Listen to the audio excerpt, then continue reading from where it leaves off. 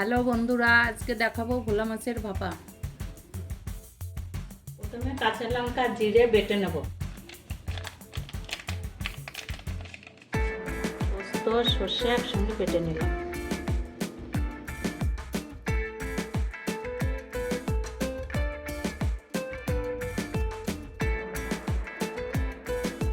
হলুদ লবণ দিয়ে ভোলা মাছটা মাখিয়ে নিলাম।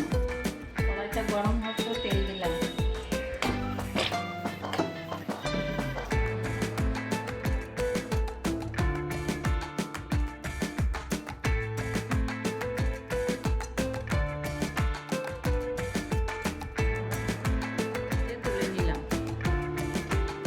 লঙ্কা বাটা, জিরে বাটা, সর্ষে, পোস্ত একসঙ্গে বাটা সব মিশিয়ে নিলাম।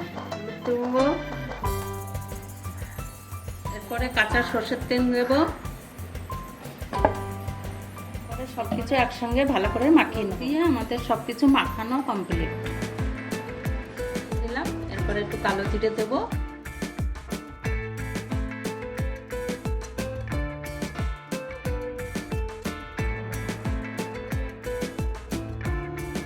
এরপরে 3টে কাঁচা লঙ্কা ছিঁড়ে দিলাম।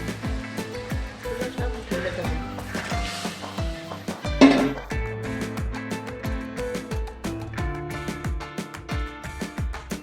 কিছুক্ষণের জন্য ঢেকে দেবো।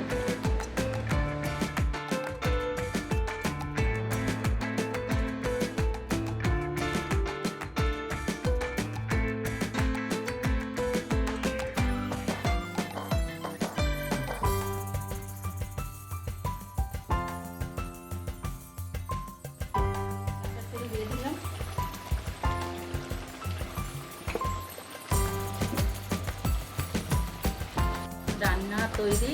এবার নামানোর আগে একটু ধনে পাতা দিয়ে নামিয়ে দেবো।